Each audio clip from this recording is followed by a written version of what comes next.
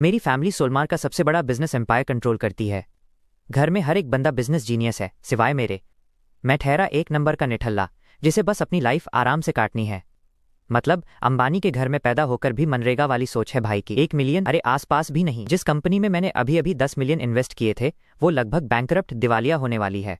और गुस्सा होने के बजाय मैं बैठकर हंस रहा हूँ। सबको लग रहा है कि मेरा दिमाग हिल गया है, पर उन्हें ये नहीं पता कि मैं ये सब जानबूझकर कर रहा हूँ। अब यहाँ देखो, मेरे पिता रिचर्ड कार्टर दिन ब दिन कमजोर होते जा रहे हैं। उनके 4 बेटे हैं। उन्होंने हम सबसे कहा था कि हर एक को अपना बिजनेस शुरू करने के लिए 10 मिलियन का कैपिटल मिलेगा। 2 साल के अंदर जिसकी भी कंपनी की मार्केट वैल्यू सबसे ज्यादा होगी उसे कार्टर ग्रुप में 51% कंट्रोलिंग स्टेक मिल जाएगा और वो सबसे बड़ा शेयर होल्डर बन जाएगा।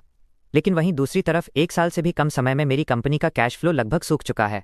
मैं आराम से अपनी टांग पर टांग रखकर बैठा हूँ और खिड़की के बाहर खाली खाली घूर रहा हूँ। भाई, मैं तो बस एक निठल्ला हूँ। मुझमें कभी वो कंपटीशन वाला कीड़ा था ही नहीं। रिचर्ड का बनाया हुआ रूल एकदम सिंपल है। फर्स्ट आने वाले को 51% शेयर्स मिलेंगे, सेकंड को 20%, थर्ड को 15% और फोर्थ को 10%। बाकी का हिस्सा एक चैरिटी फाउंडेशन में चला जाएगा। कार्टर फैमिली की अभी की वैल्यूएशन के हिसाब से देखें तो लास्ट आने वाले को जो 10% मिलेगा उसकी कीमत भी $600 मिलियन होगी।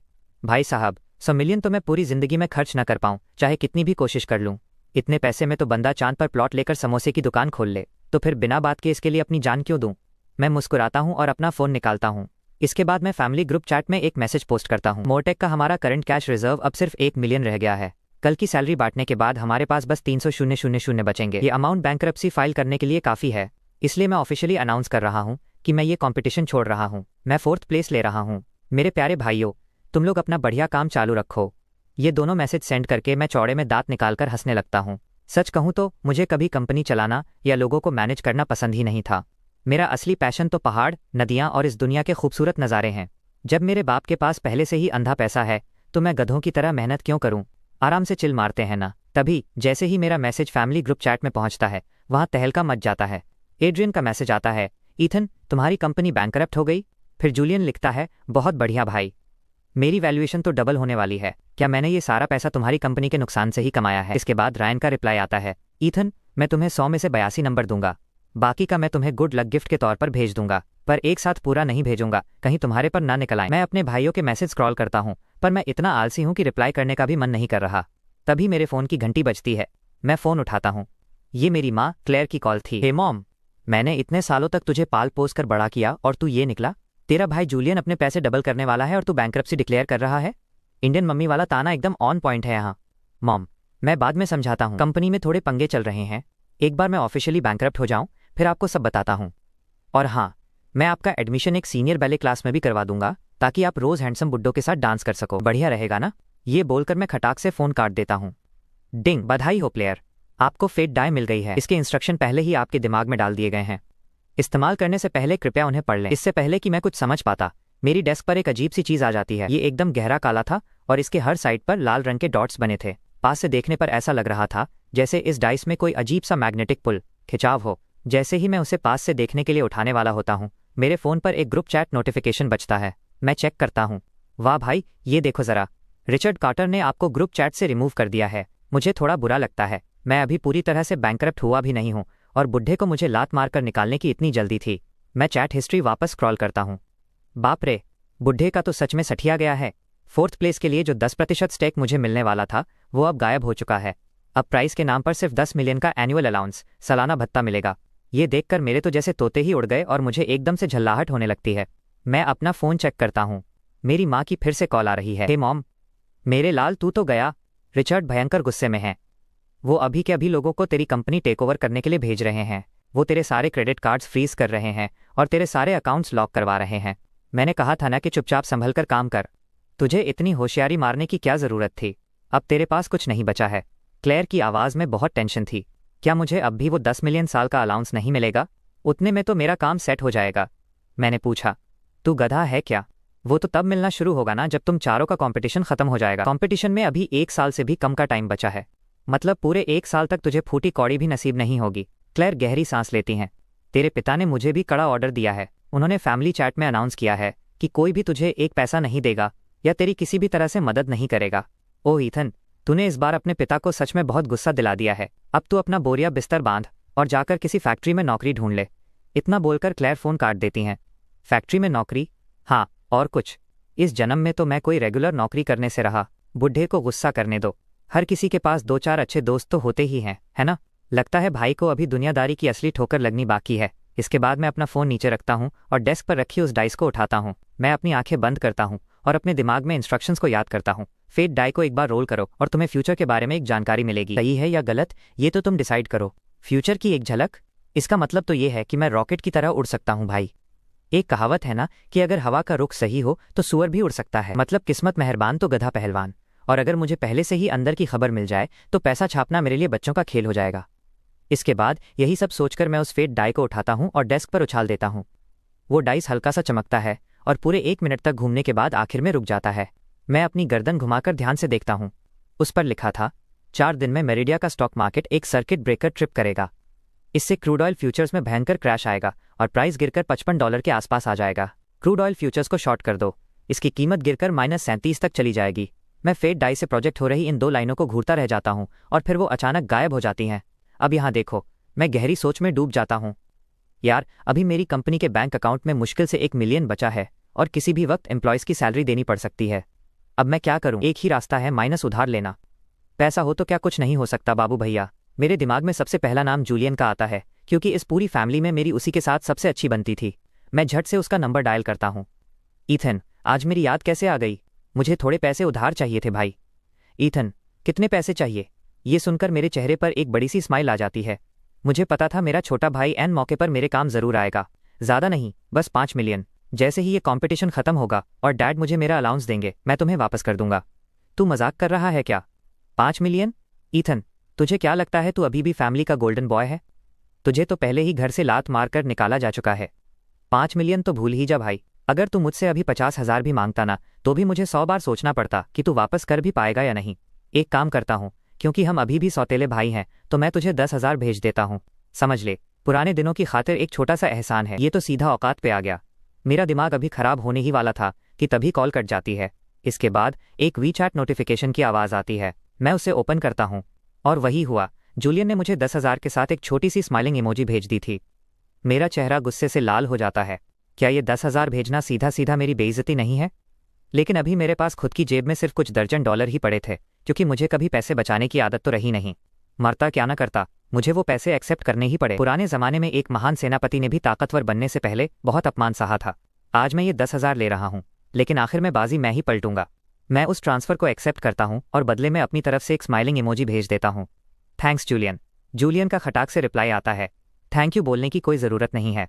मुझे पता है वो 10,000 तेरे लिए बिल्कुल काफ़ी नहीं होंगे। तभी मेरे फ़ोन की घंटी बजती है। मैं फ़ोन उठाता हूँ। ये वनेसा की कॉल थी। वनेसा एक प्रिंट मॉडल है और मेरी गर्लफ्रेंड है, लेकिन जब से हम दोनों साथ आए हैं उसने काम करना छोड़ दिया है। उसका सारा खर्चा मैं ही उठा रहा हूँ। सोचता हूँ कि जब उसे पता चलेगा कि मैं लगभग बैंकरप्ट हो चुका हूँ तो उसका रिएक्शन क्या होगा।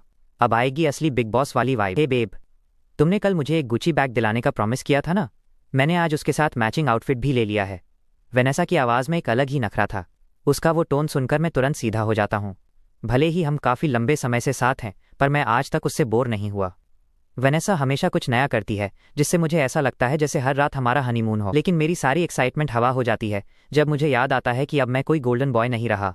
बेब, क्या तुम थोड़ी देर बाद मुझे पिक करने आ सकती हो? कंपनी की कार आज कोई और यूज़ कर रहा है। और जहाँ तक बैग की बात है, उसके बारे में कुछ दिन बाद बात करते हैं। अभी थोड़ा पैसों का टाइट चल रहा है। मैं अपने शब्दों में लड़खड़ाते हुए बोलता हूँ। उसकी आवाज़ की वो सारी एक्साइटमेंट पल भर में गायब हो जाती है। मुझे साफ पता चल रहा था कि वनेसा थोड़ी चिढ़ गई है। ठीक है, जो भी हो, मैं उस आउटफिट को खोलूंगी भी नहीं, फिर कभी और देखेंगे। इतना बोलकर वनेसा फ़ोन काट देती है। मैं इसके बारे में ज़्यादा नहीं सोचता। इसके बजाय मैं ऑफिस की बड़ी सी कांच की खिड़की के पास खड़ा होकर क्लाउड सिटी के नज़ारे देखता हूँ और फिर अपना सामान पैक करने लगता हूँ। मैं ऑफिस से बाहर निकलता हूँ। वहीं दूसरी तरफ नीचे मेन गेट के ठीक बाहर वो सफ़ेद मर्सिडीज शान से खड़ी थी जो मैंने वनेसा को खरीद कर दी थी। वनेसा मुझे अजीब नज़रों से घूर रही थी क्योंकि मेरे हाथों में मेरे सामान का बक्सा था।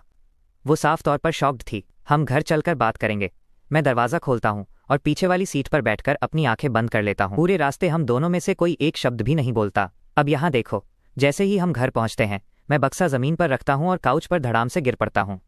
तुम्हें हो क्या गया है? वनेसा समझ जाती है कि कुछ तो गड़बड़ है। आज मैंने उसके आउटफिट पर कोई रिएक्शन ही नहीं दिया था। वैसे नॉर्मली अगर उसने इस तरह की शॉर्ट स्कर्ट पहनी होती तो मैं खुद को रोक नहीं पाता, पर आज मैं कुछ नहीं करता, कुछ नहीं बोलता। मैं बैंकरप्ट हो चुका हूँ। मैं आंखें बंद किए हुए ही धीरे से बोलता हूँ, क्या तुम मजाक कर रहे हो ना? वेनेसा भागकर मेरे पास आती है और मेरे हाथों को जोर से पकड़ लेती है। मैं सीरियस हूँ।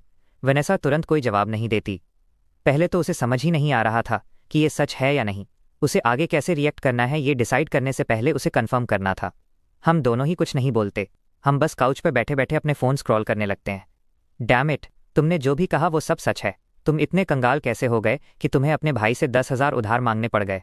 वेनेसा सोशल मीडिया स्क्रॉल कर रही थी और अचानक उसकी नज़र ट्रेंडिंग टॉपिक्स पर पड़ती है और वो सब मेरे ही बारे में थे। मैं उससे फ़ोन लेता हूँ और देखता हूँ, वहाँ ब्रेकिंग न्यूज़ चल रही थी। कार्टर ग्रुप की इनहेरिटेंस वॉर, विरासत की जंग का ताज़ा अपडेट। ईथन कार्टर, जो परिवार का दूसरा बेटा है, कंपटीशन से बाहर हो गया है। Breaking news, breaking news. Carter group के दूसरे बेटे को फैमिली से बाहर निकाल फेंका गया है। भाई का तो नेशनल लेवल पे पोपट हो गया। लगाओ अपने अपने अंदाजे। आखिर में कार्टर फैमिली की इस जायदाद की जंग को कौन जीतेगा? सोशल मीडिया पर हर एक पोस्ट बस इसी बारे में थी। और सबसे घटिया बात तो ये थी कि मेरी और जूलियन की प्राइवेट चैट भी ऑनलाइन लीक हो चुकी थी। वो 10,000 का ट्रांसफ़र और मेरा भेजा हुआ थैंक यू वाला मैसेज मुझे ही मुंह चिढ़ा रहा था। मैं निराशा से अपना सिर हिलाता हूँ। मेरा भाई मेरी सोच से भी कहीं ज़्यादा शातिर निकला। क्या सच में परिवार की जायदाद भाईचारे से बढ़कर होती है? तुम सच में किसी काम के नहीं हो। मुझे लगा था तुम्हारे साथ रहने से मेरी लाइफ सेट हो जाएगी, और अब तुम इतने कंगाल हो चुके हो कि अपने ही भाई से 10,000 की भीख मांग रहे हो। तुम एकदम पैथेटिक हो। मैंने अपनी ज़िंदगी के सबसे अच्छे साल तुम पर बर्बाद कर दिए। मैं अंधी थी जो मैंने तुम जैसे लूज़र को चुना। वेनेसा गुस्से से आग बबूला हो रही थी। Gold digger alert. खैर, दुनिया आखिर प्रैक्टिकल ही होती है। सीधे पॉइंट पर आओ, मैंने कहा। ये सुनकर वेनेसा हंसने लगती है। ठीक है, तो पॉइंट ये है कि हम ब्रेकअप कर रहे हैं। ब्रेकअप, समझे? तब खत्म हो चुका है। अब और बहस करने का क्या फ़ायदा? अपना सामान बांधो और रहने के लिए कोई दूसरी जगह ढूंढ लो। वैसे भी ये घर मेरा है। मैं अपनी आंखें बंद कर लेता हूँ। मेरी इतनी हिम्मत ही नहीं बची थी कि मैं उसकी तरफ देख भी सकूं। मैं ही क्यों छोड़ कर जाऊं? क्या तुमने नहीं कहा था कि ये घर मेरे लिए है? ये तुम्हारे निकम्मेपन का नतीजा है। जो भी औरत तुम जैसे कंजूस आदमी के साथ रहेगी, उसकी तो किस्मत ही फूट जाएगी। वेनेसा गुस्से में पैर पटकते हुए बेडरूम में जाती है और अपना सामान पैक करने लगती है। बेडरूम से सामान इधर उधर फेंकने की आवाज़ें आने लगती हैं, लेकिन मैं अंदर जाकर देखने की जहमत तक नहीं उठाता। थोड़ी देर बाद वेनेसा 2 बड़े सूटकेस घसीटते हुए बाहर आती है। तभी उसके फ़ोन की घंटी बजती है। हे स्वीट हार्ट, तुम आ भी गए? ठीक है, मैं बस नीचे आ रही हूँ। लो भाई, मैडम ने बैकअप भी रेडी रखा था। कैसी फूटी किस्मत है मेरी। वेनेसा फ़ोन काटती है। जाते जाते मुझे एक आखिरी बार घूरती है और दरवाजे से बाहर निकल जाती है। इसके बाद मैं अपने कॉलेज क्लासमेट्स का ग्रुप चैट खोलता हूँ और एक के बाद एक मैसेजेस स्क्रॉल करता हूँ। मेरा दिल बैठ जाता है, लेकिन कम से कम एक बात की तसल्ली थी। मेरे पुराने रूममेट्स अभी भी ग्रुप में मेरी तरफदारी करने की पूरी कोशिश कर रहे थे। मेरे चेहरे पर एक स्माइल आ जाती है और मैं क्लास ग्रुप की जगह अपना डाम हॉस्टल वाला ग्रुप चैट खोल लेता हूँ। भाइयों, मैं सच में बैंकरप्ट हो चुका हूँ। अब इस बात पर बहस करने का कोई फ़ायदा नहीं है। उन क्लास ग्रुप वाले घमंडियों के मुंह लगना सिर्फ टाइम बर्बाद करना है। माइक का मैसेज आता है, तू सच में बैंकरप्ट हो गया? मजाक तो नहीं कर रहा? तो अब तू क्या करेगा भाई? वहीं दूसरी तरफ रायन लिखता है, हाँ भाई, क्या तेरे पास रहने के लिए कोई जगह है? अगर नहीं तो मेरी कंपनी में आकर काम कर ले। सैलरी बहुत ज़्यादा तो नहीं है, लेकिन खाना पीना और रहना सब कवर हो जाएगा। और अगर तू हर महीने थोड़ा बहुत बचाएगा तो भी तेरा काम आराम से चल जाएगा। मैं मुस्कुराता हूँ, मेरा दिल भर आता है। कॉलेज के वो 4 साल, हम 4 रूममेट्स, जिनमें से 3 तो हमेशा सगे भाइयों की तरह रहे, और चौथा था लियो। अब यहाँ देखो, लियो की फैमिली बहुत गरीब थी और हम एक प्राइवेट यूनिवर्सिटी में पढ़ते थे जहाँ की फीस और रहने का खर्चा आसमान छूता था। इसलिए जब भी लियो को फ्री टाइम मिलता वो बाहर जाकर पार्ट टाइम जॉब्स करता था ताकि अपना खर्चा निकाल सके। इसी वजह से वो हॉस्टल में बहुत कम ही रुक पाता था। एक बार मैं ऐसे ही एक डेट पर रेस्टोरेंट गया था और मैंने देखा कि लियो वहाँ वेटर का काम कर रहा था। तब जाकर मुझे उसकी फैमिली की सिचुएशन के बारे में पता चला। उसके बाद जब भी मैं खाना या कपड़े खरीदता मैं जानबूझकर एक एक्स्ट्रा सेट ले लेता और ये कह देता कि मुझसे गलती से गलत ऑर्डर हो गया। पूरे कॉलेज के दौरान लियो के कपड़े और बाकी चीज़ें ज़्यादातर मेरी ही खरीदी हुई होती थीं। तभी लियो का मैसेज आता है, मेरे पास जगह है, मैं अभी एक प्रोजेक्ट पर काम कर रहा हूँ, उसके लिए मुझे भी फंडिंग की ज़रूरत है और मेरे पास भी कुछ खास कैश नहीं है, लेकिन वीचैट पर मुझसे जितना हो सकेगा मैं तुझे भेज दूंगा। पहले तू इस बुरे वक्त से बाहर निकल, एक बार हालात सुधर जाएं तो तू उन घमंडियों को उनकी असली औकात दिखा देना। माइक भी मैसेज करता है, भाई मैं भी कुछ पैसे भेज रहा हूँ, बुरा मत मानना अगर ये थोड़े कम हो, पर अभी मेरे पास बस इतना ही है। माइक और रायन के मैसेजेस पढ़कर मेरी आंखें भर आती हैं। मैं चैट में देखता हूँ कि रायन और माइक दोनों के ट्रांसफर्स पेंडिंग हैं। मैं उन्हें ओपन करता हूँ। एक ने 60,000 भेजे थे और दूसरे ने 40,000। मैं उन्हें थैंक्स बोलने ही वाला था कि तभी लियो एक वॉइस मैसेज भेजता है। मैं सुनने के लिए टैप करता हूँ। उसके बैकग्राउंड में बहुत शोर शराबा हो रहा था, लेकिन उसका मतलब यही था कि वो मुझे बाद में कॉल करेगा। इस मैसेज के तुरंत बाद एक और ट्रांसफ़र आता है। मैं उसे चेक करता हूँ। बाप रे, 900,000, 9 लाख। ये वो पाई पाई थी जो लियो के नाम पर थी। उसकी किस्मत अच्छी थी कि ग्रेजुएशन के बाद अपना खुद का बिजनेस शुरू करके उसने कुछ पैसे कमा लिए थे, वरना वो भी बस बेबसी से देखता रह जाता। उसने लिखा था, डर मत भाई, हम सब तेरे पीछे खड़े हैं। इस बार मैं अपने आंसुओं को और नहीं रोक पाता। मेरी आंखों से एक एक करके आंसू सीधे फ़ोन की स्क्रीन पर गिरने लगते हैं। मैं हर एक ट्रांसफ़र को एक्सेप्ट कर लेता हूँ। कहते हैं ना, एक आदमी होने के नाते कभी कभी जब भावनाएं सच्ची होती हैं तो ज़्यादा कुछ बोलने की ज़रूरत नहीं पड़ती। सब कुछ मिलाकर मेरे पास अब पूरे 1,10,00,000 हो गए थे और मेरे खुद के 10,000 मिलाकर टोटल 1,10,000 हो चुके थे। लेकिन क्रूड ऑयल को शॉर्ट करने के लिए ये रकम बिल्कुल भी काफ़ी नहीं थी। पर क्योंकि उस फेट डाई ने कहा था कि मेरिडिया का स्टॉक मार्केट एक सर्किट ब्रेकर ट्रिप करेगा, तो ये पक्का एक बहुत बड़ा गेम होने वाला था। मैं थोड़ा हिसाब किताब लगाता हूँ। इतने थोड़े से पैसों से मैं ज़्यादा प्रॉफिट नहीं बना पाऊंगा। इस घर को गिरवी रखने से भी बात नहीं बनेगी। लेकिन अगर मैं इसे सीधे सीधे बेच दूं और इसकी घटती कीमत का भी हिसाब लगाऊं तो मुझे याद आया कि मैंने इसे लगभग 10 मिलियन से थोड़े कम में खरीदा था। पर अब शायद मुझे इसके लिए सिर्फ 6 मिलियन ही मिले, जिसका मतलब है मेरे पास कुल 7 मिलियन हो जाएंगे। पर ये भी पूरे नहीं पड़ेंगे। तभी मेरे फ़ोन की रिंगटोन बजती है। पहाड़ों के पार, समंदर के पार एक स्वर्फ्स का गाँव है। अजीब रिंगटोन है भाई की। मैं अपना फ़ोन उठाकर चेक करता हूँ। ये आर्या बेनेट की कॉल थी। आर्या मेरी कॉलेज क्लासमेट है और एक बहुत अमीर खानदान की इकलौती वारिस। उस जमाने में मैं कॉलेज का चॉकलेटी बॉय हुआ करता था, दरियादिल और लॉयल। इसलिए आर्या के दिल में हमेशा से मेरे लिए एक सॉफ्ट कॉर्नर था। पर उस जमाने में मेरा दिमाग एकदम लकड़ी के गट्ठर जैसा था।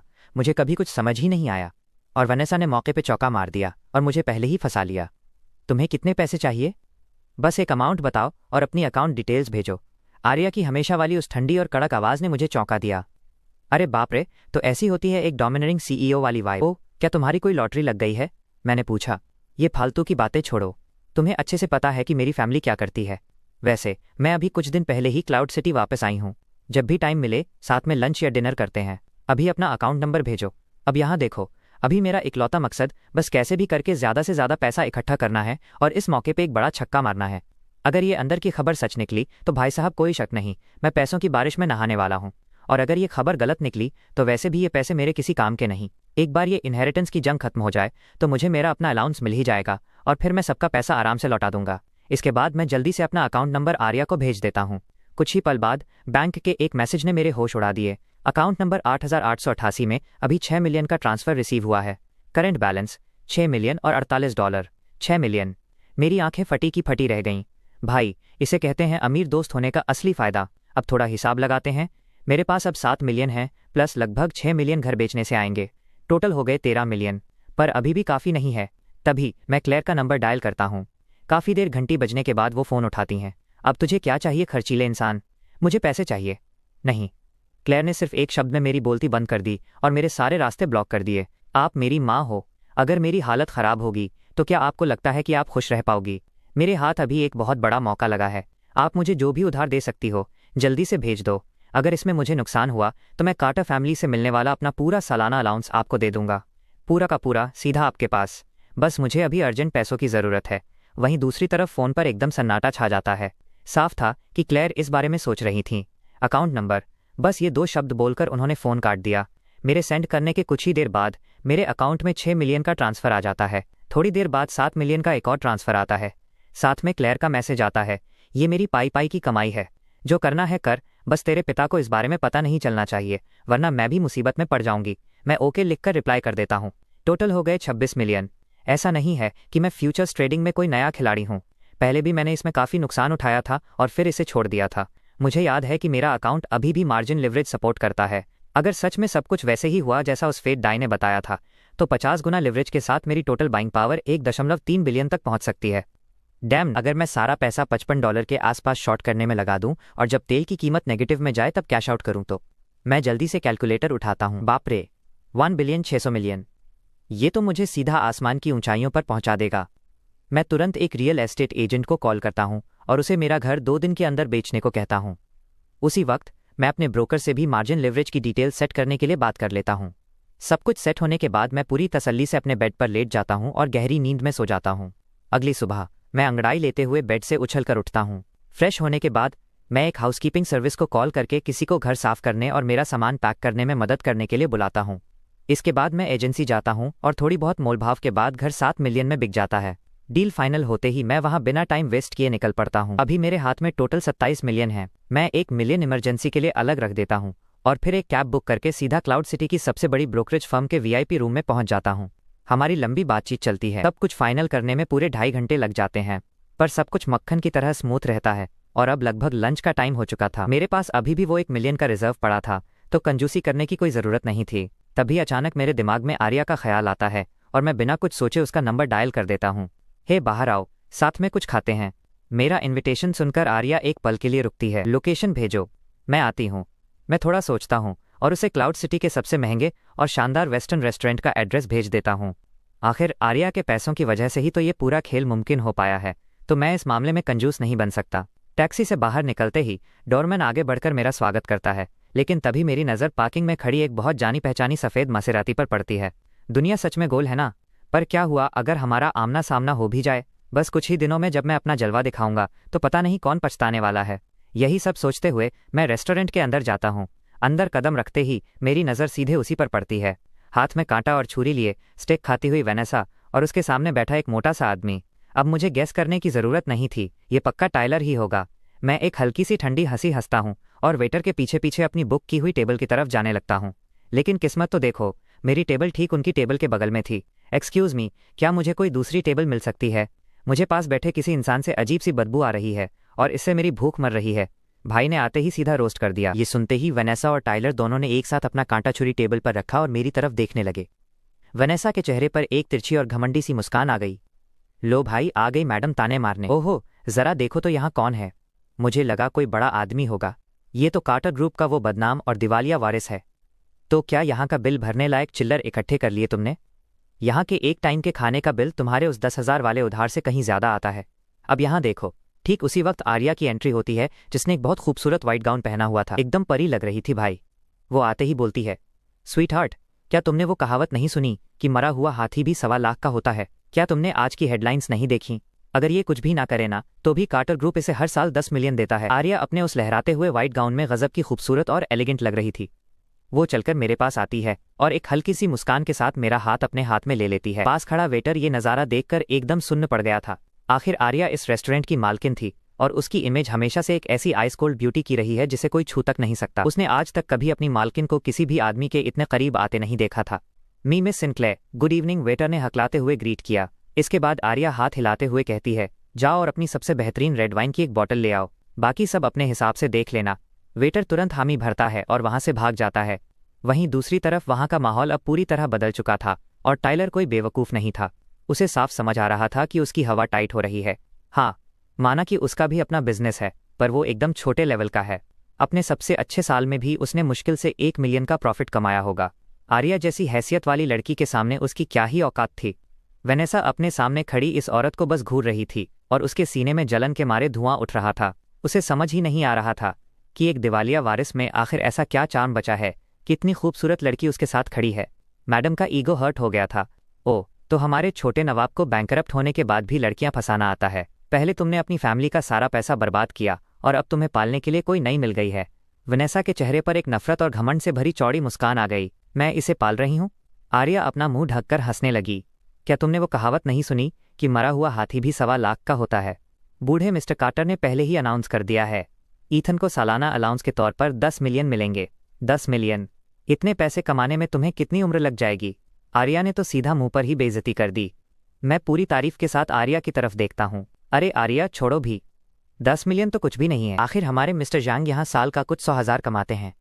उनसे अपनी तुलना करके हम खुद की ही बेइज्जती करवाएंगे। मैंने एकदम रूखेपन से बैठते हुए कहा और अपना खाना शुरू कर दिया। चलो, इन सब की वजह से अपना मूड खराब नहीं करते। रुको, तुम्हें अभी भी 10 मिलियन का सालाना अलाउंस मिलता है? तुमने मुझे पहले क्यों नहीं बताया? और तुमने इसके लिए मेरा घर भी बेच दिया। वेनेसा के दिमाग में अब पछतावे की बत्ती जलने लगी थी। अब पछताए होत क्या, जब चिड़िया चुग गई खेत। उन सभी न्यूज़ आर्टिकल्स में तो यही दावा किया गया था कि मुझे परिवार से बाहर निकाल दिया गया है। किसे पता था कि मेरा एनुअल अलाउंस अभी भी इतना तगड़ा है। खैर, मैंने उसे जवाब देना भी ज़रूरी नहीं समझा। उसके बगल में खड़ा टाइलर पहले ही अपनी हार मानकर सिर झुका चुका था। तभी एक वेटर रेड वाइन की बोतल लेकर आता है और उसके पीछे वेटर्स की एक पूरी लाइन डिश पर डिश लेकर हमारी टेबल पर रखने लगती है। अब यहाँ देखो, वेनेसा हमसे काफ़ी पहले आई थी, लेकिन उसका खाना अभी तक पूरी तरह से नहीं आया था। ये कैसा रेस्टोरेंट है? हम यहाँ पहले आए थे और हमारा ऑर्डर अभी तक अधूरा है, जबकि इन्हें सब कुछ परोसा जा रहा है। क्या तुम लोग हमें अपनी औकात दिखा रहे हो? इसके बाद आर्या एकदम इग्नोर करने वाले अंदाज में हाथ हिलाते हुए वेटर से कहती है, जाओ इस टेबल का बिल मैं भर रही हूँ, इनके लिए थोड़ा और खाना ला दो। ध्यान रखना कि इनका पेट अच्छे से भर जाए। और हाँ, अगली बार डोरमैन से कह देना कि अगर वो इस औरत को दोबारा यहाँ देखे तो इसे अंदर घुसने न दे। अब हम इसे अपनी सर्विसेज नहीं देंगे। एरिया विंटेज रेड वाइन का एक हल्का सा घूंट लेती है क्योंकि ये मेरा मूड खराब कर रही है। इसे कहते हैं असली बॉस लेडी स्वैग। इतनी बेइज्जती के बाद भी वनेसा पलटकर जवाब देना चाहती थी, लेकिन उसके बगल में खड़ा टाइलर अब और बेइज्जती बर्दाश्त नहीं कर सकता था, इसलिए वो तुरंत उसे घसीटते हुए रेस्टोरेंट से बाहर ले जाता है। बाहर जाकर टाइलर बोलता है, वो आर्या है, उसके पास पहले से ही करोड़ों की दौलत है, उससे पंगा ले रही हो? तुम्हें लगता है तुम उस जैसी लड़की के सामने टिक पाओगी? तुम्हें पता भी है सिंक्लेयर कैपिटल की नेटवर्थ कितनी है? तुम्हें कोई अंदाजा भी है? ये पूरा रेस्टोरेंट उसकी फैमिली का है। ये सुनकर वनेसा की आंखें फटी की फटी रह जाती हैं। उनके जाने के बाद रेस्टोरेंट का माहौल शांत हो जाता है, पर हमारे बीच की हवा में अब बिना कहे जज्बातों की वजह से थोड़ी सी टेंशन आ गई थी। आर्या और मैं काफ़ी समय बाद मिल रहे थे और एक पल के लिए हम दोनों को ही समझ नहीं आ रहा था कि क्या कहें। तो क्या तुम मुझे बताओगे कि तुम्हें उन पैसों की क्या ज़रूरत थी? और उस औरत ने ऐसा क्यों कहा कि तुमने अपना घर बेच दिया है? तो अब तुम रह कहाँ रहे हो? आखिरकार आर्या से रहा नहीं गया और उसने इस अजीब सी खामोशी को तोड़ते हुए पूछा।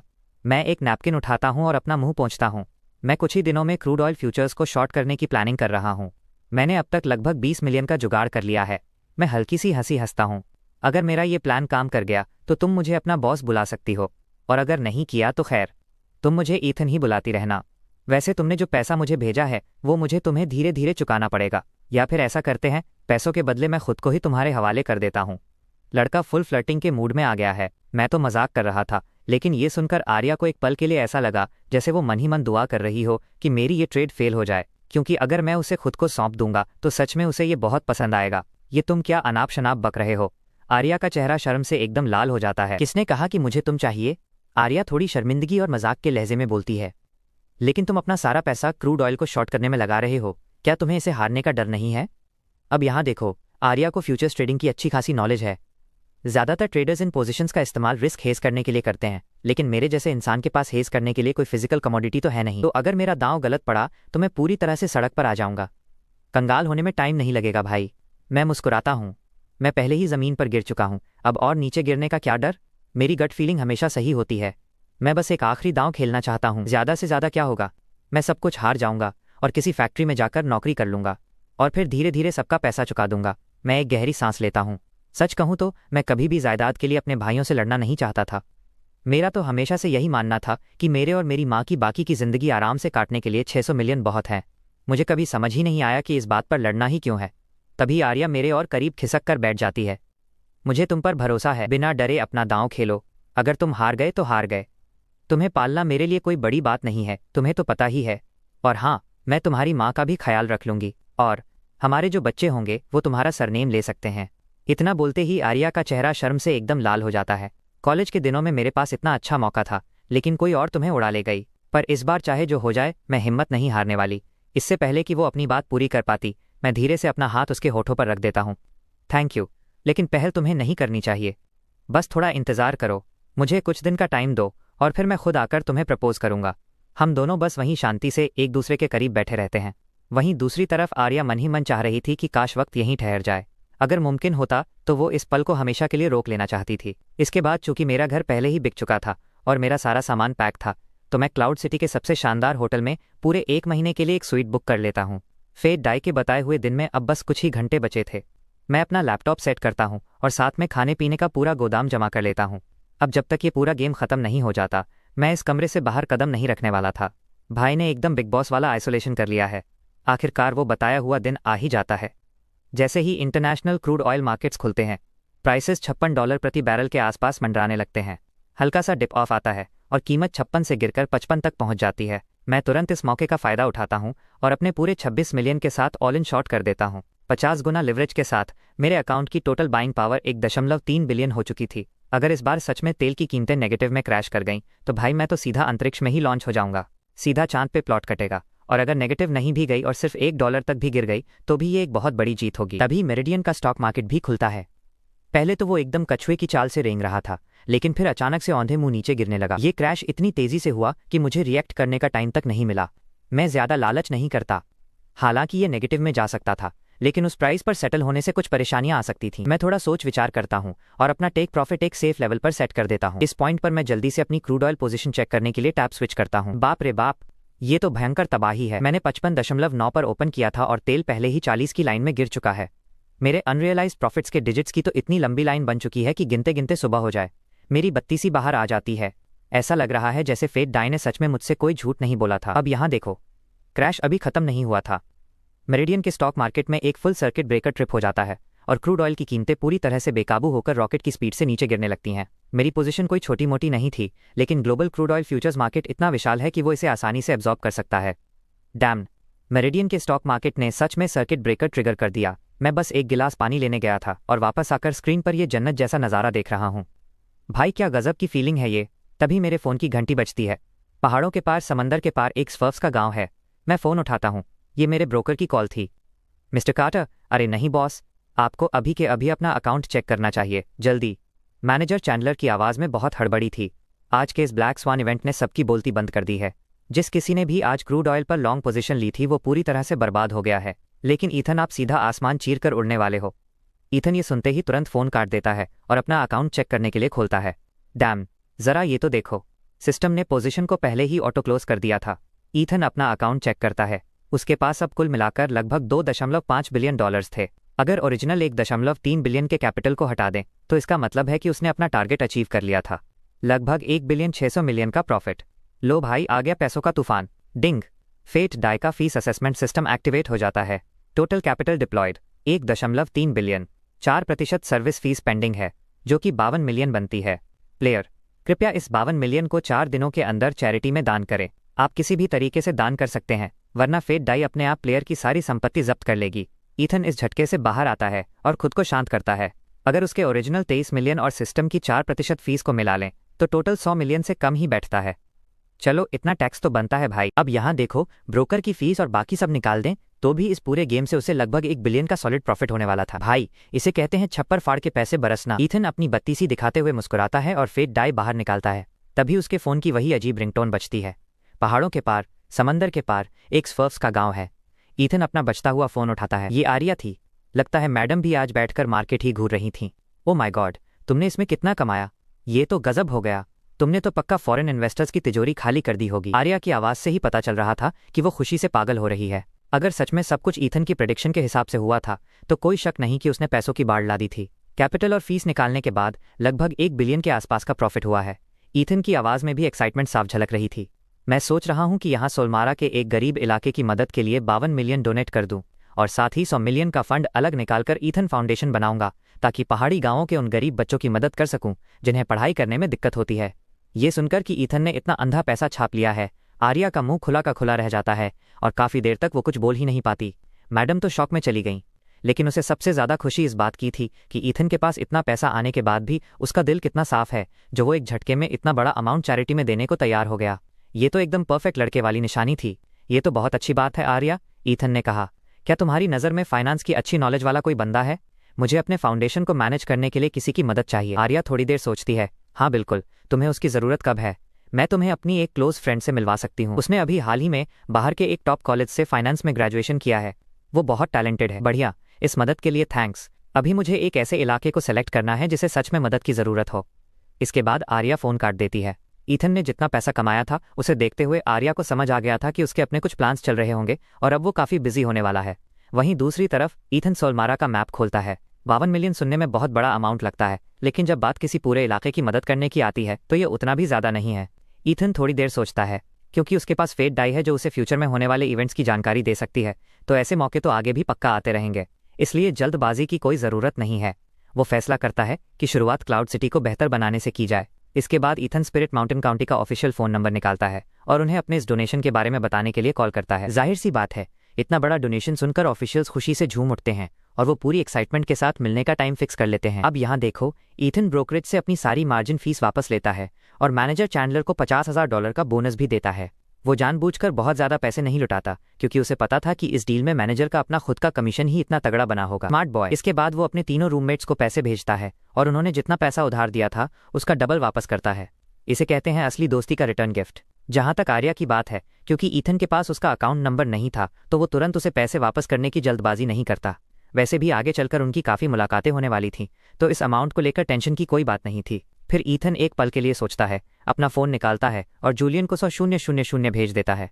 थैंक्स छोटे भाई। इस क्रूड ऑयल शॉर्ट से जो प्रॉफिट मैंने कमाया है वो शायद तेरी कंपनी की कमाई से कई दर्जन गुना ज़्यादा होगा। और ये मैसेज भेजने के साथ ही ईथन अपने अकाउंट बैलेंस का एक स्क्रीनशॉट भेजता है और खटाक से उसे ब्लॉक करके डिलीट मार देता है। भाई ने क्या सॉलिड रिवेंज लिया है, मज़ा आ गया। आखिर जो इंसान भाईचारे की कद्र ही ना करे उस पर अपना टाइम वेस्ट करने का क्या फ़ायदा। सब कुछ सेटल करने के बाद ईथन अपने बेड पर लेट जाता है और छत को घूरने लगता है। क्या ये सच में उसकी किस्मत का खेल था? अचानक से उसके हाथ एक ऐसा खजाना लग गया था जिसकी उसने कभी कल्पना भी नहीं की थी। हाँ, ये सच है कि उसने अपनी खुद की कंपनी को डुबा दिया था, लेकिन उसका ये मास्टर स्ट्रोक पक्का इतिहास के पन्नों में दर्ज होने वाला था। ईथन अपना फ़ोन स्विच ऑफ कर देता है।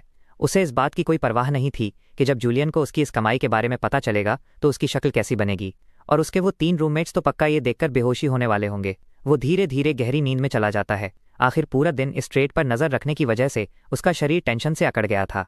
वो पूरी तरह से थक कर चूर हो चुका था। तभी उसके सपनों में आवाज़ गूंजती है, बधाई हो प्लेयर, आपने बिलियनियर प्रोग्राम के लिए क्वालिफाई कर लिया है। हम उम्मीद करते हैं कि आप इस अचानक मिली दौलत का इस्तेमाल अच्छे कामों के लिए करेंगे और गरीबों की मदद करके उनकी ज़िंदगी बदलेंगे। ये शब्द उसके सपनों में गूंज रहे थे और आगे चलकर यही शब्द ईथन का गाइडिंग मोटो बन गए जब वो सोलमारा का सबसे बड़ा फिलैंथ्रोपिस्ट, परोपकारी बनकर उभरा। वहीं दूसरी तरफ फर्स्ट टेक कॉर्पोरेशन में जूलियन का चेहरा गुस्से से काला पड़ गया था। वो ईथन के भेजे हुए उन $1,00,000 और अकाउंट के स्क्रीनशॉट को घूर रहा था। अब यहाँ देखो, जैसे ही वो स्क्रीनशॉट को नकली बताकर मजाक उड़ाने वाला होता है, उसकी नज़र उस लाल रंग के एक्सक्लेमेशन मार्क ऑफ लैम्प पर पड़ती है। इसका मतलब था कि उसे सच में ब्लॉक कर दिया गया था। ले बेटे, आ गया स्वाद। जूलियन गुस्से से अपने दांत पीसने लगता है। वो लगभग 1 साल से अपनी कंपनी चला रहा था और उसके प्रॉफिट्स मुश्किल से 10 मिलियन को ही छू पा रहे थे, जो कि फिर भी चारों भाइयों में सबसे बेस्ट परफॉर्मेंस मानी जा रही थी। जूलियन अपना फ़ोन निकालता है और एड्रियन को कॉल करता है। एड्रियन, क्या तुझे पता है कि ईथन ने क्रूड ऑयल फ्यूचर्स शॉर्ट करके 1.1 बिलियन कमा लिए हैं? जूलियन बिना टाइम वेस्ट किए सीधा मुद्दे पर आता है। तुम क्या बकवास कर रहे हो? तुम्हें लगता है वो बेवकूफ़ ऐसा कर सकता है?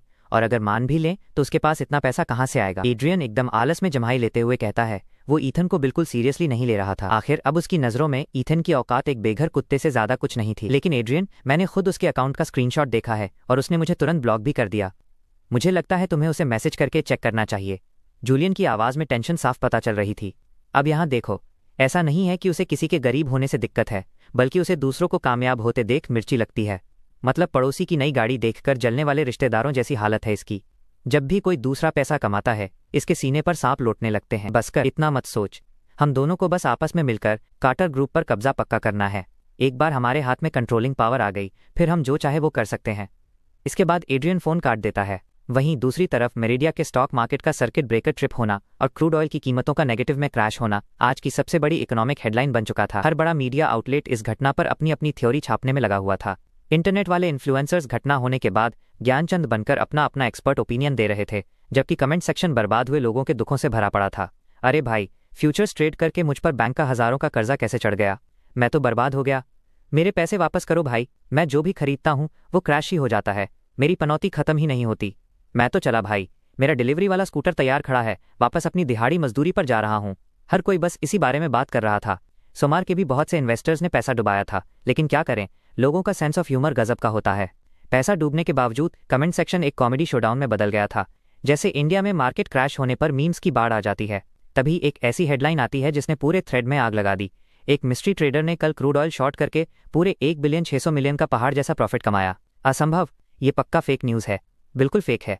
ये बस हमें जुए में फंसाए रखने के लिए क्लिकबेट है। इसके नीचे वाले रिप्लाइज भी लोगों की शक भरी बातों से भर जाते हैं। ओरिजिनल पोस्टर तुरंत कोई जवाब नहीं देता, बल्कि उसकी जगह वो सीधा ईथन के अकाउंट का स्क्रीनशॉट पोस्ट कर देता है। ये लो, असली लेजेंड सच में होते हैं।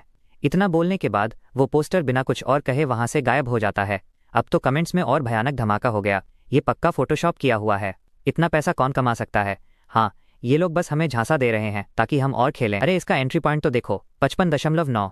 कोई आम ट्रेडर इतनी सटीक एंट्री ले ही नहीं सकता। कमेंट सेक्शन में पूरी रात आग लगी रही, जबकि इस पूरे बखेड़े का असली मास्टरमाइंड बेखबर होकर बस थोड़ा और सोना चाहता था। Kumbhakarna mode on. Ring ring. Hotel के रूम का फोन बजता है। ईथन अभी भी आधी नींद में आंखें मलता हुआ उठता है और रिसीवर उठाता है। गुड मॉर्निंग मिस्टर कार्टर, ये आपकी रिक्वेस्ट की हुई वेकअप कॉल है। थैंक। दूसरी तरफ से आ रही उस मीठी सी आवाज़ को सुनकर ईथन की नींद पल भर में छूमंतर हो जाती है। वो झट से अपना मोबाइल उठाता है। डैम! ईथन आने वाले मैसेजेस की उस कभी ना खत्म होने वाली बाढ़ को घूरता रह जाता है। ऐसा लग रहा था जैसे बस एक रात की नींद के बाद उसे दर्जनों मिस्ड कॉल्स आ चुकी थीं। उसके 3 रूममेट्स, आर्या, मैनेजर चैंडलर और पता नहीं कौन कौन। वो अपना मैसेजिंग ऐप खोलता है। वाह भाई, 99 जोड़ अनरीड मैसेजेस। खासकर मैनेजर चैंडलर की चैट में तो अकेले 20 से ज़्यादा मैसेज पड़े थे। ईथन उसे खोलता है और पढ़ना शुरू करता है। उनका मेन मतलब यही था कि ब्रोकरेज फर्म ने अपनी पब्लिसिटी चमकाने के चक्कर में उसके ट्रेडिंग प्रॉफिट्स पब्लिकली पब्लिश कर दिए थे। हालांकि अभी सिर्फ प्रॉफिट के नंबर्स पब्लिक हुए थे, उसकी पहचान नहीं, तो इससे उसे कोई खास फर्क नहीं पड़ने वाला था। ईथन रिप्लाई करता है, कोई टेंशन नहीं। अब यहाँ देखो, उसके डाम वाले ग्रुप चैट में भी ढेरों मैसेजेस थे। ईथन उन्हें जल्दी जल्दी देखता है। कुछ खास इमरजेंसी नहीं थी। इसके बाद आर्या के करीब दर्जन भर मैसेजेस थे जो तरह तरह के इमोजीज से भरे पड़े थे। ईथन थोड़ी झेप के साथ अपना सिर खुजाता है और रिप्लाई करता है, आर्या, कल पूरा दिन मार्केट पर नजर रखने की वजह से मेरी बुरी तरह बैंड बज गई थी। जैसे ही सब खत्म हुआ मैंने फोन स्विच ऑफ किया और सीधा घोड़े बेचकर सो गया। ईथन स्क्रॉल करता रहता है। उसे बिल्कुल उम्मीद नहीं थी कि उसका सबसे छोटा भाई भी उसे मैसेज करेगा। उसने पूछा था, ईथन, क्या सच में तूने 1.1 बिलियन कमाए हैं? ईथन मन ही मन मुस्कुराता है। पक्का जूलियन ने ही इसे जासूसी करने भेजा होगा। ईथन लिखता है, हाँ ये सच है, पर तूने अमाउंट 600 मिलियन कम बताया है। भाई का स्वैग ही अलग है। ये सेंड करने के बाद ईथन बाहर जाकर एक नई गाड़ी लेने का फैसला करता है, क्योंकि कल उसे अपना चैरिटी डोनेशन देने के लिए स्पिरिट माउंटेन काउंटी जाना है। पहाड़ों के पार, समंदर के पार एक स्वर्फ का गांव है। अपना बचता हुआ फोन ईथन उठाता है। ये आर्या थी? क्या बात है, तुम कोई कुंभकर्ण हो क्या जो इतना सोते हो? एरिया झूठा गुस्सा दिखाते हुए कहती है, सॉरी यार, मैं सच में बहुत थक गया था। हाँ, वैसे अपना अकाउंट नंबर भेज देना, मैं पैसे वापस ट्रांसफर कर दूंगा। अरे उसकी कोई जल्दी नहीं है। आगे का क्या प्लान है तुम्हारा? ईथन थोड़ी देर सोचता है। मैं कल डोनेशन का पैसा देने के लिए स्पिरिट माउंटेन काउंटी जाने का सोच रहा हूँ। और हाँ, मुझे याद आया, मुझे एक नई गाड़ी भी लेनी है। एरिया अचानक से एक्साइटेड हो जाती है। तुम स्पिरिट माउंटेन में कितना डोनेट कर रहे हो? और जहाँ तक गाड़ी की बात है, मैं उसमें तुम्हारी मदद कर सकती हूँ। तुम्हें जो भी गाड़ी चाहिए मैं तुम्हें वहाँ ले चलूंगी और मुझे अच्छा खासा डिस्काउंट भी मिल जाएगा। हाँ, ठीक है, मैं रेडी हो जाती हूँ। मैं 30 मिनट में आ रही हूँ तुम्हें पिक करने।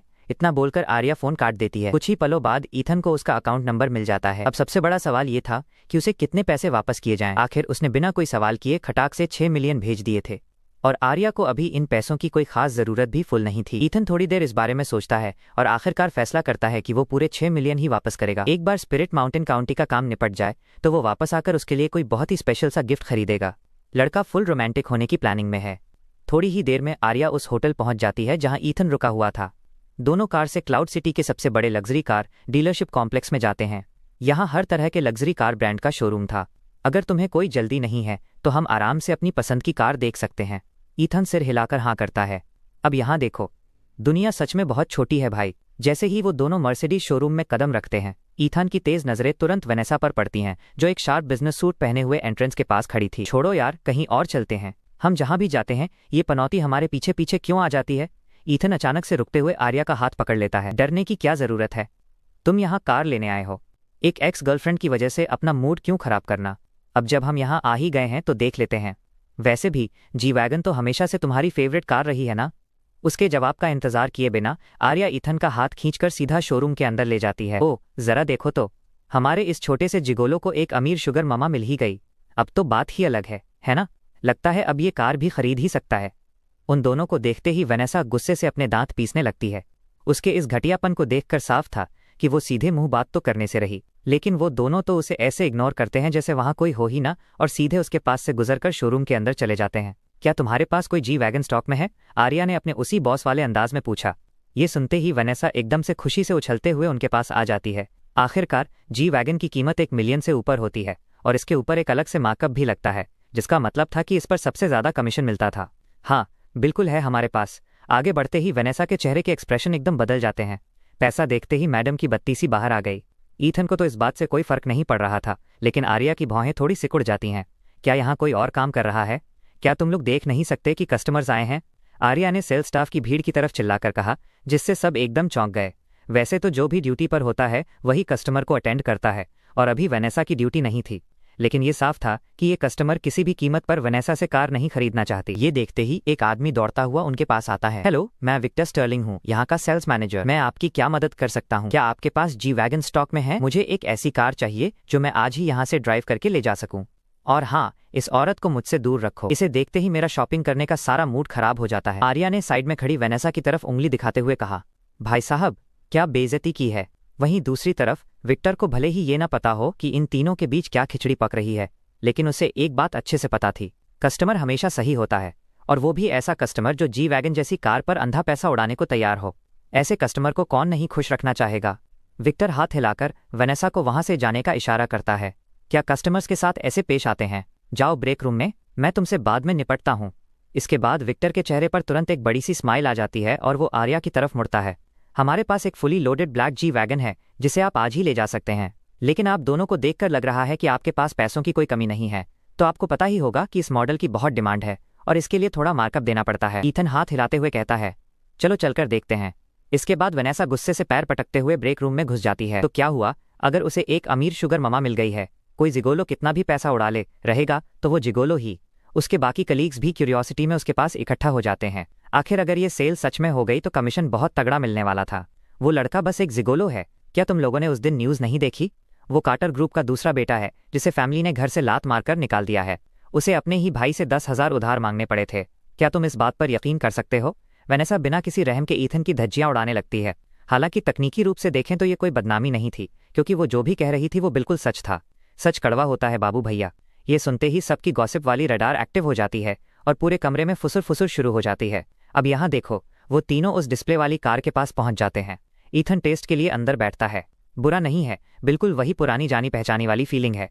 उसकी पिछली कार भी मर्सिडीज जी वैगन ही थी, हालांकि वो कार्टर ग्रुप के नाम पर रजिस्टर्ड थी। जब उसकी कंपनी बैंकरप्ट हो गई तो उसने कभी उस कार के बारे में मुड़कर भी नहीं पूछा, बस उसे वहीं छोड़ दिया। मुझे यही चाहिए, इसका प्राइस बनाओ और मुझे आकर बताओ। और हाँ, मुझे एक सेडान भी चाहिए, मेबाक या एस क्लास, दोनों में से कोई भी चलेगी। ईथन ने विक्टर की तरफ मुड़ते हुए कहा। हाँ हाँ बिल्कुल, सच कहूँ तो कल ही हमारे शोरूम में एक बिल्कुल नई मेबाक S450 आई है। चलिए मैं आपको दिखाता हूँ। विक्टर खुशी से फूला नहीं समा रहा था। बंदे की तो आज लॉटरी लग गई। देखने की कोई ज़रूरत नहीं है, बस मुझे इतना बताओ, क्या मैं उसे आज ही ड्राइव करके ले जा सकता हूँ? अगर दोनों कारें आज ही डिलीवर हो सकती हैं तो टोटल प्राइस का बिल बनाओ और मेरे पास ले आओ। मुझे दोनों गाड़ियाँ अभी के अभी लेकर जानी हैं। बिल्कुल बिल्कुल सर। सर मैम आप प्लीज़ यहाँ बैठिए और थोड़ा आराम कीजिए, मैं अभी जाकर पूरा बिल बनाकर लाता हूँ। विक्टर खुशी से उछलता हुआ फाइनेंस ऑफिस की तरफ भागता है। भाई को तो अपनी लॉटरी लगती हुई दिख रही थी। अब यहाँ देखो, दोनों गाड़ियाँ टॉप टियर लग्जरी थीं, दोनों पर तगड़ा मार्कअप लगना था और कुल मिलाकर बिल बना 4130,000 का। विक्टर इनवॉइस लेकर वापस आता है। सर, दोनों गाड़ियों का टोटल 4130,000 हुआ है। मैंने कंपनी से आपके लिए एक स्पेशल डिस्काउंट भी पास करवा लिया है। हम ऊपर का अमाउंट राउंड ऑफ कर देंगे और साथ ही मैं आपको कुछ कॉम्प्लीमेंट्री एक्सेसरीज, कार कवर्स और बाकी एक्स्ट्रा सर्विसेज भी फ्री में दे दूंगा। विक्टर ने पूरा हिसाब ऐसे समझाया जैसे उसकी आंखों में एक्साइटमेंट से सितारे चमक रहे हों। अगर ये डील पक्की हो गई तो सिर्फ उसका कमीशन ही हज़ारों में होगा। इस महीने तो वो पक्का अपने दोस्तों के साथ पार्टी करेगा। कार्ड स्वाइप कर लो और हाँ, अपने दो स्टाफ को बोलकर गाड़ियाँ क्लाउड इन होटल भिजवा देना। चाबियां फ्रंट डेस्क पर ईथन कार्टर के नाम से छोड़ देना। ईथन ने कहा। जी सर बिल्कुल। विक्टर वो कार्ड ले लेता है जो ईथन उसे देता है। वाह, कार्ड के आखिर में 88,882। वो तुरंत पेमेंट प्रोसेस करने के लिए फाइनेंस ऑफिस की तरफ दौड़ पड़ता है। वहीं दूसरी तरफ जैसे ही पेमेंट सक्सेसफुल होता है, फाइनेंस क्लर्क की आंखें फटी की फटी रह जाती हैं। अरे बाप रे विक्टर, क्या मेरी आंखें धोखा खा रही हैं? इकाई, दहाई, सैकड़ा, हजार, 10,000, लाख, डैम्ड, क्या ये बंदा मेरा कोई बिछड़ा हुआ अमीर रिश्तेदार तो नहीं है? इसके अकाउंट में तो 1 बिलियन से भी ज्यादा पैसा पड़ा है। क्लर्क पागलों की तरह अविश्वास में स्क्रीन को घूर रहा था। उसने अपनी पूरी जिंदगी में किसी एक अकाउंट में इतना अंधा पैसा नहीं देखा था। भाई का तो दिमाग ही हैंग हो गया। ये सुनते ही विक्टर खुद स्क्रीन में झुककर देखता है। हे भगवान, जीरो की तो पूरी ट्रेन बनी हुई है। ये बंदा आखिर है कौन सी दुनिया का लेजेंड? तभी मैं सोचूं कि इसने पैसों पर एक बार भी मोलभाव क्यों नहीं किया। अब यहाँ देखो, जैसे ही विक्टर ईथन का कार्ड लेकर फाइनेंस ऑफिस की तरफ गया था, वनेसा तुरंत ब्रेक रूम से बाहर आ गई। अगर आर्या पैसे दे रही होती तो शायद वनेसा उनका मजाक उड़ाने से खुद को रोक लेती, क्योंकि उसे पता था कि आर्या बहुत अमीर है। लेकिन ईथन की माली हालत के बारे में तो वनेसा को लगता था कि वो सब कुछ जानती है। उसके पास मुश्किल से 10,000 थे और उसके बाकी कार्ड्स तो वैसे भी फ्रीज हो चुके थे। वो किसी भी कीमत पर 4 मिलियन नहीं दे सकता। मैडम का ओवर कॉन्फिडेंस तो देखो। वनेसा ताना मारते हुए ईथन के पास आती है। ओ प्लीज, जो तुम्हारी औकात नहीं है उसका दिखावा मत करो, बाद में तुम्हें ये गाड़ी बेचनी ही पड़ेगी। फिर वो आर्या की तरफ देखकर बोलती है, मैम इसके इस जिगोलो वाले नाटक में मत फंसना। मैं बता रही हूँ, ये एक नंबर का कंजूस मक्खी चूस है। वनेसा अपनी बकवास चालू रखती है, लेकिन दोनों में से कोई भी उस पर रत्ती भर भी ध्यान नहीं देता। वाह, किसे पता था? अमीरजादे, लगता है तुमने इस लड़की का दिल बहुत बुरी तरह तोड़ा है ना? आर्या मजे लेते हुए बोलती है। ये तो जहाँ भी जाती है बस चालू हो जाती है। ईथन कहता है, इसे इग्नोर करो, चलो थोड़ी देर में चलकर कुछ खाते हैं। क्या तुमने डिसाइड कर लिया कि कहाँ खाना है? बिल मेरी तरफ से होगा। आर्या सिर हिलाते हुए कहती है। ओह, अब बड़ा दरियादिल बना जा रहा है। क्या तुम्हारी जेब से 20,000 भी निकल पाएंगे? जब तुम्हारी कुछ खरीदने की औकात ही नहीं है तो अमीर होने का नाटक क्यों कर रहे हो? वेनेसा फिर से बीच में कूद पड़ती है। तभी पूरे शोरूम में एक जोरदार चांटे की आवाज गूंज उठती है। चटाक। विक्टर हाथ में पेमेंट रिसीट लिए दौड़ता हुआ आ गया था और उसने वेनेसा को अपनी नई सोने का अंडा देने वाली मुर्गी वीआईपी कस्टमर की बेइज्जती करते हुए रंगे हाथों पकड़ लिया। तुम्हारा दिमाग खराब हो गया है क्या? क्या बकवास कर रही हो तुम? ये हमारे सबसे वैल्यूएबल वीआईपी कस्टमर हैं। इनके अकाउंट में 1 बिलियन से ज़्यादा पैसा है और तुम कह रही हो कि इनकी खाना खाने की औकात नहीं है। जैसे ही ये शब्द गूंजते हैं पूरे शोरूम में सन्नाटा छा जाता है, एकदम पिन ड्रॉप साइलेंस। वेनेसा पूरी तरह सन्न रह गई, जैसे किसी ने उसे बातों से ही तमाचा जड़ दिया हो। नहीं रुको, इसके अकाउंट में 1 बिलियन से ज़्यादा? ये कैसी बकवास है? ऐसा हो ही नहीं सकता। इस जैसे कंगाल लूजर के पास इतना पैसा कैसे आ सकता है? क्या आपको अंदाज़ा भी है? अभी कुछ ही दिन पहले ये इतना कंगाल हो चुका था कि इसके पास सिर्फ $10,000 बचे थे और उसके लिए भी इसे अपने ही भाई के सामने भीख मांगनी पड़ी थी। वेनेसा चिल्लाने लगी, वो इस बात को हजम ही नहीं कर पा रही थी। मैडम का पूरा ईगो क्रैश हो चुका था। इस पॉइंट पर तो विक्टर को सच में ऐसा लग रहा था कि वो वेनेसा का गला घोट दे। ये बदतमीजी की हर हद पार कर चुकी थी। क्या इन दोनों के बीच खानदानी दुश्मनी चल रही है? ये सब तो बिल्कुल बर्दाश्त के बाहर था। अपनी आंखें खोलो और खुद देख लो। देखो कि सच में इतना पैसा है या नहीं। विक्टर वो इनवॉइस सीधा वेनेसा के मुंह पर मारता है। वेनेसा उसे पकड़ती है और देखती है, और भाई साहब, आखिर में वही 48। वो इस कार्ड को बहुत अच्छे से जानती थी। ये ईथन का ही अकाउंट था। जब वो दोनों साथ थे तो बैंक का मैनेजर खुद ये कार्ड लेकर आया था। कुछ समय तक ईथन इस कार्ड को काफ़ी यूज़ करता था। उसने इसमें कई मिलियन डाल रखे थे ताकि वेनेसा बेझिझक पैसे उड़ा सके। ये नामुमकिन है, बिल्कुल नामुमकिन। अगर ये पैसा असली भी है तो भी ये इस जिगोलो का नहीं हो सकता। एक बैंकरप्ट हो चुके वारिस के पास इतना पैसा कैसे आ सकता है? ये पैसा पक्का इस औरत का होगा। वेनेसा अभी भी इस सच्चाई को मानने से इनकार कर रही थी। भाई, इसकी जलने की बदबू तो मुझे भी आ रही है। ये सुनते ही आर्या जोर से हंस पड़ती है। स्वीटहार्ट, तुम मुझे कुछ ज़्यादा ही समझ रही हो। अगर कुछ मिलियन की बात होती तो हाँ, वो मेरे लिए चिल्लर हैं, लेकिन 1 बिलियन? पूरे सुमारा में ऐसे कितने लोग हैं जो बिना पसीना बहाए इतना पैसा निकाल सकते हैं? मैं तुम्हें एक बात बताती हूँ। तुम्हारे ब्रेकअप के बाद से ईथन ने इस पैसे की एक एक पाई खुद कमाई है। अब पछतावा हो रहा है क्या? आर्या ने तो जैसे जले पर सीधा नमक ही छिड़क दिया। अब उसके या ईथन के दिल में वेनेसा के लिए कोई रहम नहीं बचा था। ईथन ने अब तक उससे बदला सिर्फ इसलिए नहीं लिया था क्योंकि वो अपने पुराने रिश्ते की थोड़ी बहुत इज्जत कर रहा था। वहीं दूसरी तरफ वेनेसा एकदम बुत बनकर खड़ी थी। उसकी आंखें सदमे से फटी हुई थीं। ऐसा कैसे हो सकता है? ऐसा कैसे हो सकता है? तभी वो अचानक से उठती है और भागकर ईथन के पास जाती है और उसका हाथ कसकर पकड़ लेती है। बेबी, मुझे पता है तुम अंदर से अभी भी मुझसे प्यार करते हो, है ना? तुम यहाँ कार खरीदने इसलिए आए क्योंकि तुम्हें पता था मैं यहाँ काम करती हूँ ताकि मेरा सेल्स टारगेट पूरा हो सके, राइट? कोई बात नहीं, तुम्हें कुछ कहने की ज़रूरत नहीं है। मैं कह देती हूँ। चलो हम वापस पैचअप कर लेते हैं, ठीक है? वाह रे दीदी, निंजा टेक्निक देख रहे हो पलटी मारने की। वेनेसा का वो पहले वाला सारा एटीट्यूड अब हवा हो चुका था। आखिर $1 बिलियन का वजन ही इतना होता है कि अच्छे अच्छों का ईमान डोल जाए। अब यहाँ देखो। ईथन एक बेबसी मुस्कान के साथ आर्या की तरफ देखता है और फिर वेनेसा से कहता है, जाकर अपना काम करो, ख्याली पुलाव पकाना बंद करो। इसके बाद वो विक्टर की तरफ मुड़ता है। जो मैंने कहा था वो याद है ना? दोनों गाड़ियाँ होटल के गैरेज में पार्क करवा देना। दोपहर के खाने के बाद हमें उनकी ज़रूरत पड़ेगी। और हाँ, टैंक फुल करवा देना। आर्या, ज़रा विक्टर को पेट्रोल के लिए थोड़े पैसे दे दो। आर्या बड़े ही कैजुअल अंदाज में अपने लिमिटेड एडिशन गुची हैंडबैग में हाथ डालती है, लगभग 4-5 हज़ार का कैश निकालती है और विक्टर के हाथों में रख देती है। रेगुलर अनलेडेड डलवाना, याद रखना। इतना बोलकर ईथन आर्या का हाथ पकड़ता है और शोरूम से बाहर निकल जाता है। पीछे छोड़ जाता है तो बस एक भयंकर पछतावे में डूबती हुई वेनेसा को। वहीं दूसरी तरफ विक्टर खुशी से पागल हो रहा था और आसपास खड़े बाकी सेल स्टाफ वाले इस पूरे ड्रामे के पूरे मजे ले रहे थे। चलो कहीं चलकर कुछ खाते हैं। मुझे क्लाउड सी यूनिवर्सिटी के पास वाली स्ट्रीट फूड मार्केट से रोस्ट डक खानी है। चलो साथ चलते हैं। बाहर आते ही आर्या बड़े ही प्यार और नखरे के साथ ईथन के हाथ में अपना हाथ डाल देती है। ईथन भी मुस्कुराकर सिर हिला देता है। अब वापस मर्सिडीज शोरूम के अंदर चलते हैं, जहां विक्टर का चेहरा गुस्से से लाल हो चुका था। वो वेनेसा को घूर रहा था जो अभी भी सदमे में बुत बनी खड़ी थी। जरा मुझे समझाओगी कि तुम कर क्या रही थी? वो आदमी बिना किसी मोलभाव के एक साथ 2 लग्जरी कारें खरीदता है और तुमने अपनी बकवास से पूरी डील की लंका लगा दी थी। इस डीलरशिप को शोपीस की नहीं, रिजल्ट्स की ज़रूरत है। समझ में आया तुम्हें? अगर आज मैं बीच में ना पड़ता तो ये पूरी सेल तुम्हारे चक्कर में डूब जाती। विक्टर गुस्से से हाँफ रहा था और उसने वेनेसा की धज्जियां उड़ाने में कोई कसर नहीं छोड़ी। आसपास खड़े स्टाफ वाले भी फुसुर फुसुर कर रहे थे। क्या तुम यकीन कर सकते हो? एक आदमी जिसके पास 1 बिलियन की दौलत है और ये उसे ही भगा रही थी। क्या वेनेसा कोई साध्वी बन गई है जिसे मोहमाया से कोई मतलब नहीं? लगता है दीदी को पैसों से मोक्ष की प्राप्ति हो गई है। हा हा हा, मैं तो हंस हंस कर मर रही हूँ। ये चिल्ला रही थी कि उस बैंकरप्ट वारिस के पास पैसे नहीं हैं और पता चला कि बैंकरप्ट होने के बाद उसकी नेटवर्थ और बढ़ गई। अगर मैं इसकी जगह होती तो पछतावे के मारे अपना सिर दीवार में मार लेती। सेल स्टाफ वाले बड़े मजे से गॉसिप कर रहे थे, लेकिन वेनेसा के कानों तक कुछ नहीं पहुंच रहा था। उसके दिमाग में बस एक ही ख्याल घूम रहा था, किसी भी तरह ईथन को वापस पाना।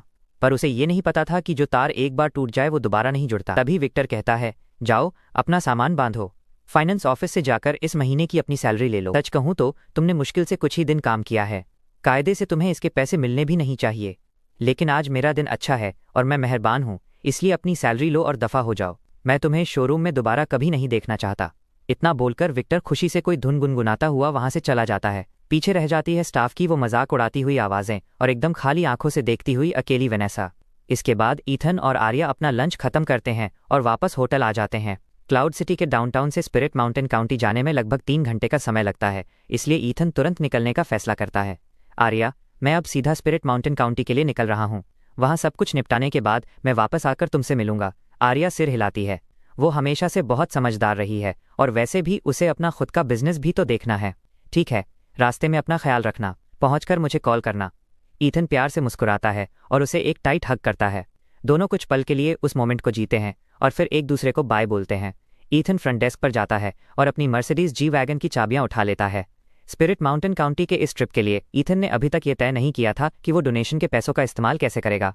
कोई बात नहीं, वो वहां पहुंचकर देख लेगा। ज़मीनी हकीकत देखकर ही वो फैसला करेगा। यही सब सोचते हुए ईथन कार में बैठता है और निकल पड़ता है। हालांकि उसने स्पिरिट माउंटेन काउंटी के ऑफिशियल्स को ये नहीं बताया था कि वो तय समय से पहले ही निकल रहा है। उनकी जो मीटिंग फिक्स हुई थी वो कल के लिए थी। पहाड़ों के पार, समंदर के पार एक स्वर्फ्स का गांव है। ईथन की फ़ोन की घंटी बजती है। वो स्क्रीन पर देखता है कि क्लेयर की कॉल है और वो तुरंत फ़ोन उठाता है। हे मॉम, ईथन की आवाज़ सुनते ही क्लेयर आखिरकार अपने जज्बातों पर काबू नहीं रख पाती और उनकी आवाज़ रुंध जाती है। जब से उन्होंने ईथन को पैसे भेजे थे उनके लिए ज़िंदगी सच में बहुत मुश्किल हो गई थी, क्योंकि रिचर्ड ने साफ हुक्म दिया था कि कोई भी किसी भी तरह से ईथन की मदद नहीं करेगा। और जाहिर है घर में सबके फाइनेंशियल रिकॉर्ड्स चेक करना रिचर्ड के लिए बहुत आसान बात थी। जिस रात क्लेयर ने ईथन को पैसे ट्रांसफ़र किए थे उसी रात रिचर्ड को सब पता चल गया था। इसलिए घर में क्लेयर के प्रति उनका बर्ताव धीरे धीरे बहुत रूखा और ठंडा होता चला गया था। और इससे भी बुरी बात तो ये थी कि आज दोपहर को ही रिचर्ड ने उन्हें कार्टर घर से बाहर निकल जाने और रहने के लिए कोई दूसरी जगह ढूंढने का ऑर्डर दे दिया था। ये सब सिर्फ इसलिए हुआ क्योंकि क्लेयर ने उनका बनाया हुआ नियम तोड़ा था। मेरे लाल, तू कहाँ है? मेरे पास जाने के लिए कोई जगह नहीं बची है। क्लेयर की आवाज़ रुंध जाती है, वो रोने लगती हैं। इतने लंबे समय तक इग्नोर होने और ताने सुनने के बाद आखिरकार उनके सब्र का बांध टूट ही जाता है। तेरे पिता ने मुझे घर से बाहर निकाल दिया है और वो कह रहे थे कि अब वो तुझे वो 10 मिलियन का सालाना अलाउंस भी नहीं देंगे। उन्हें पता चल गया है कि मैंने तुझे पैसे भेजे थे। क्या? तभी ईथन अपने रियरव्यू मिरर में देखता है और गाड़ी को सड़क के किनारे लगाकर हैजर्ड लाइट्स ऑन कर देता है। ठीक है मॉम, आप अपना सारा सामान पैक करो और क्लाउड सिटी के लिए जो भी सबसे पहली फ्लाइट मिले उसे बुक कर लो। मुझे टाइम बता देना, मैं किसी को आपको पिक करने के लिए भेज दूंगा।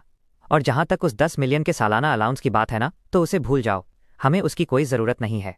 आपके बेटे ने पिछले कुछ ही दिनों में 1.1 बिलियन कमाए हैं। आपका खर्चा उठाना मेरे लिए अब कोई बड़ी बात नहीं है। क्लेयर सदमे से एकदम सुन्न पड़ जाती है। 1.1 बिलियन? सच में? तू मेरे साथ मजाक तो नहीं कर रहा? आप जल्दी से अपनी फ्लाइट बुक करो, मैं अभी ड्राइव कर रहा हूँ। मुझे गाड़ी रोकने के लिए कोई सही जगह मिलने दो, फिर मैं आपको कॉल बैक करता हूँ। इतना बोलकर ईथन फ़ोन काट देता है और अपनी गाड़ी आगे बढ़ाता है। वहाँ से सबसे नज़दीकी रेस्ट स्टॉप अभी भी 30-40 किलोमीटर दूर था। वहीं दूसरी तरफ ये खबर सुनते ही क्लेयर के चेहरे की रंगत ही बदल जाती है। वो एकदम सीधी खड़ी हो जाती हैं। 1.1 बिलियन, इसका क्या मतलब है? अगर वो पागलों की तरह पैसे ना उड़ाएं तो ये पैसा पूरी जिंदगी ऐश से काटने के लिए काफ़ी से भी बहुत ज़्यादा है। यही सब सोचते हुए क्लेयर अपने आंसू पोंछती हैं। अब उन्हें कोई क्या धक्के मारकर निकालेगा। अब तो वो खुद ही उस बुढ़े के साथ नहीं रहना चाहती थीं। एक बड़ी सी मुस्कान के साथ क्लेयर अपने कमरे में जाती हैं और अपने कपड़े पैक करने लगती हैं। अब यहाँ देखो, मैं आपको थोड़ी बैक स्टोरी बताता हूँ। रिचर्ड ने अपने हिसाब से एक बहुत ही आदर्श जिंदगी जी है।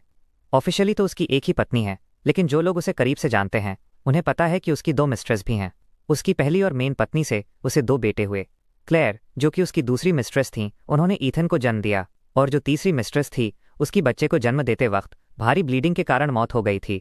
वो ऑपरेशन टेबल से कभी जिंदा लौट ही नहीं पाई। रिचर्ड के विचार थोड़े पुराने ख्यालों वाले हैं, इसलिए पूरा परिवार एक 6 मंजिला हवेली में एक साथ रहता है, जहां हर एक परिवार का अपना अलग फ्लोर है। क्लेयर रिचर्ड की जिंदगी में तब आई थीं जब वो पहले से ही अंधा पैसा कमा चुका था, इसलिए उसकी पहली पत्नी के उलट क्लेयर को कभी रिचर्ड के साथ बुरे दिन या संघर्ष नहीं देखना पड़ा। और इसी वजह से परिवार में हमेशा से क्लेयर से चिढ़न और जलन रखी जाती थी। जब तक रिचर्ड की सेहत अच्छी थी तब तक ये आपसी मनमुटाव ज़्यादातर अंदर ही अंदर दबा रहता था, लेकिन जब से उसने अपने चारों बेटों के बीच उस विरासत की जंग का ऐलान किया है तब से ये दुश्मनी खुलकर बाहर आ गई है।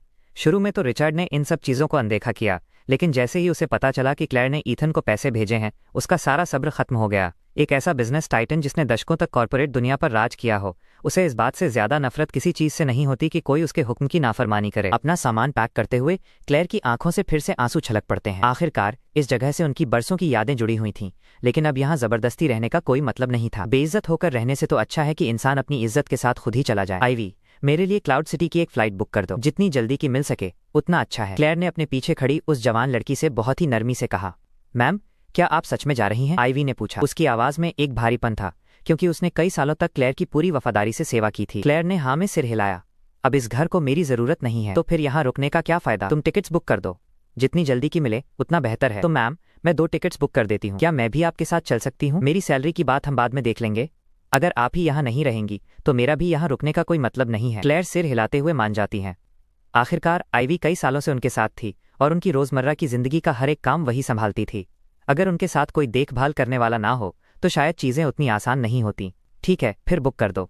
तभी आईवी बस कमरे से बाहर निकली ही थी कि बेडरूम का दरवाजा जोर से खुलता है। अरे वाह, तो हमारी छोटी बहन अपना बोरिया बिस्तर बांध रही है। क्या बात है, अब यहाँ रहा नहीं जा रहा क्या? एक बहुत ही तीखी और ताने मारने वाली आवाज गूंजती है, जिसे सुनकर क्लेयर का चेहरा तुरंत सख्त हो जाता है। ये विक्टोरिया थी, रिचर्ड की पहली पत्नी। लो भाई, आ गई सास बहू वाले सीरियल की मेन विलेन। क्या बात है, लगता है तुम्हारा बेटा आखिरकार कुछ लायक बन ही गया। क्या वो तुम्हें अब यहाँ से ऐश कराने ले जा रहा है? क्लेयर को विक्टोरिया से बहस करने में कोई दिलचस्पी नहीं थी। उन्होंने कहा, मैं अब इस जगह के लिए तुमसे और नहीं लड़ने वाली। इतने साल हो गए, कोई साफ विनर तो सामने आया नहीं। मैं भी अब इन सबसे थक चुकी हूँ। विक्टोरिया जोर जोर से हंसते हुए और करीब आती है। हाँ, तुम्हारा बेटा और लायक बन गया। कैसे भला?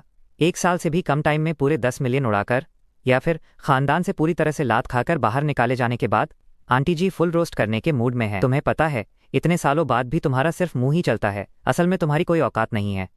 देखना, आज से सदियों बाद जब आर्कियोलॉजिस्ट तुम्हारी हड्डियां खोद कर निकालेंगे ना, तो वो भी ये देखकर हैरान रह जाएंगे कि इतने सालों से मरी हुई औरत की जुबान अभी भी कितनी तेज चलती है। विक्टोरिया अपना मुंह ढककर जोर जोर से हंसने लगती है।